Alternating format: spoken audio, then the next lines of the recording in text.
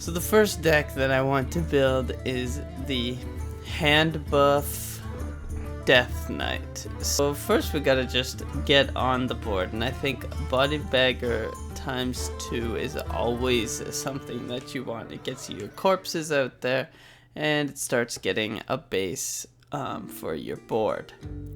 Yeah, it's a new card. Lesser Spinal Spellstone is gonna be one of the key buffing of my hand. So this is going to be primarily undead minions. Undead minions buffed by the Spinal Spellstone.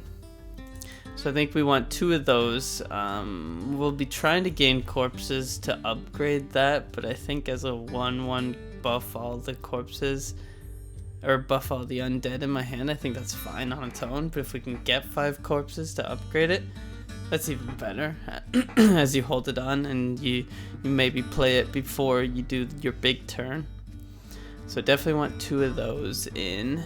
So I think the next card that's going to be important here is Blood Tap. I think we want 2 Blood Taps. So we give all the minions in my hand +1/+1. Spend 2 corpses to give them another +1/+1. So it's essentially a Spinal Spellstone, but easier to activate because they only need 2 corpses, but it costs 2 mana to do so. This is just, Mining Casualty is just always a great card, just for having a sticky board, clearing some smaller minions with smaller health on the opponent's board. I think it's going to do a lot for survivability, so I can get these combos up. What else? Shambling Zombie Tank. I believe this is a new card. Yeah, so it's one of the Whizbang cards. Taunt, Battlecry, spend 5 corpses to summon a copy of this. So you'll notice that the Spinal Spellstone is not spending corpses to upgrade. It's just I have to gain them. So I could gain 5, let's say 5 corpses or 10 corpses, and then activate the Spinal Spellstone. Then I can spend 5 of those corpses to summon a copy of this. So the Spellstone would have given this Shambling Zombie Tank +2/+2. So now it's a 5/4, and I would spend those same 5 corpses to get 2 5/4s essentially, for only 2 mana, which is really good. We always want Chill Fallen Baron. Just great card draw, get your stuff out. I think every Death Knight ever has run Chill Fallen Baron.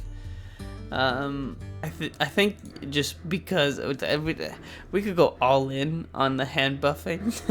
I think this is really slow, and you would only use this if you're playing against another deck that is also really slow and value based.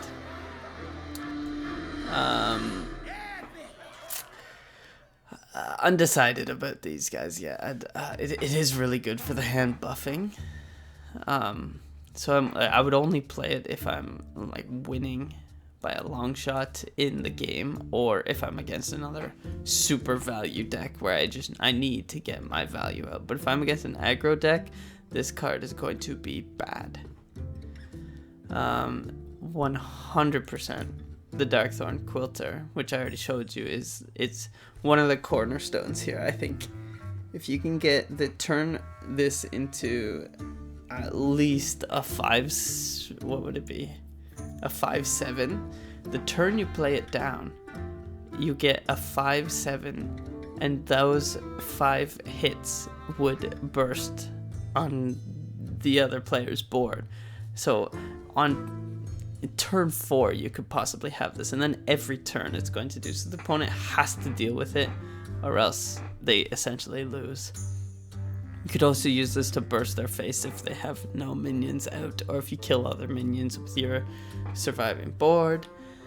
And yeah, okay, this is one of the ways that I think we're going to get 5 corpses. So at the very least it's going to activate for Lesser Spinal Spellstone.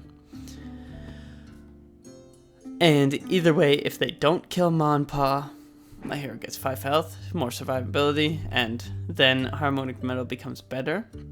If they do kill Monpaw, we have 5 corpses to activate, to spend with Shambling Zombie Tank or Blood Tap or something like that. So I think Monpaw is really good, because either way, we don't care. It's just really good to get the 5 corpses, and then if they kill him, then we get the 5. Then we just keep the 5 corpses, and if they don't kill him, then we get 5+ health, which is really good. Okay, so we're definitely gonna need the Nerubian Swarm Guards, because taunt.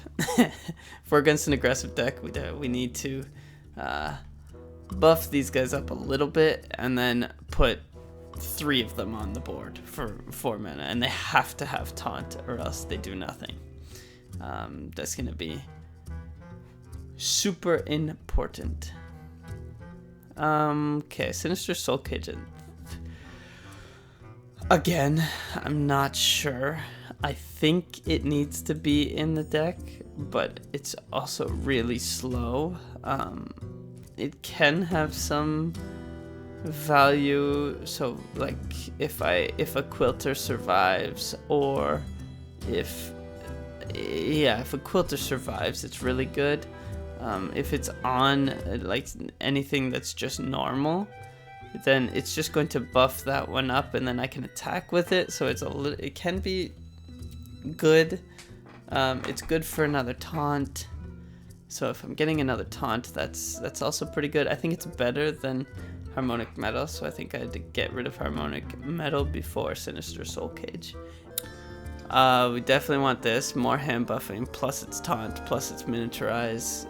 This is a new card, so I'll get to give the undead in my hand +2/+2 with this 5 cost, and then also it's going to give me a 1/1 cost 1 amateur puppeteer that will give the undead in my hand +2/+2 as well. So I get to essentially give the undead in my hand +4/+4. Which is really good, and it has taunt. Not great stats, but hopefully we're buffing it up because it's also an undead. We're buffing it with the other stuff here. Definitely want the Hollow Hound, so Lifesteal is going to be very good, especially if we're going to be buffing up these guys. And I think there will be lots of games where we're close to dying, and then we play down a 6/7 Hollow Hound, and then we destroy 3 of their minions and get 18 health back in 1 turn, which is really good. 1, maybe 2 no munchers. We'll decide, because we definitely want the Headless Horseman and Primus.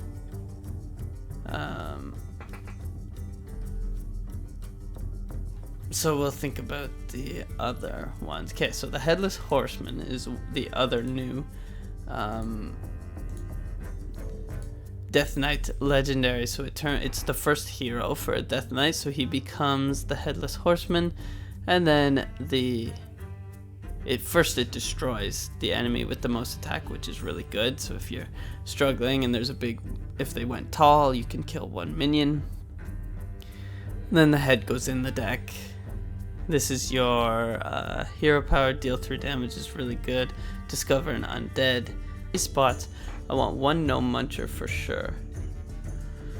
Now I'm not sure, so I have 2 spots.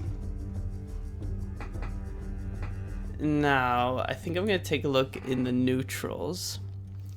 If I remember correctly, there's a new Whizbang neutral that would work well. I think I played with it in a single. Played with it in Arena, and if you buff this like 3 times and it becomes a 7/6, and if they don't silence it, this is just going to stay on the board forever. And it's an undead, it just fits perfectly. So I think that's the card that we gotta put in. This is the deck.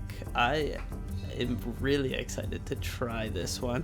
Hope I open a lot of these because I don't have Monpaw, so I'm gonna have to craft that. I believe I have Primus. So Won't have to craft Primus, but I'll have to craft Ma and Pa, which I will. I'll get enough dust by opening 50 plus packs. But I really hope I pack the Headless Horseman so I don't have to spend too much. Besides that, there's no epics, so this is a relatively cheap deck that you can build.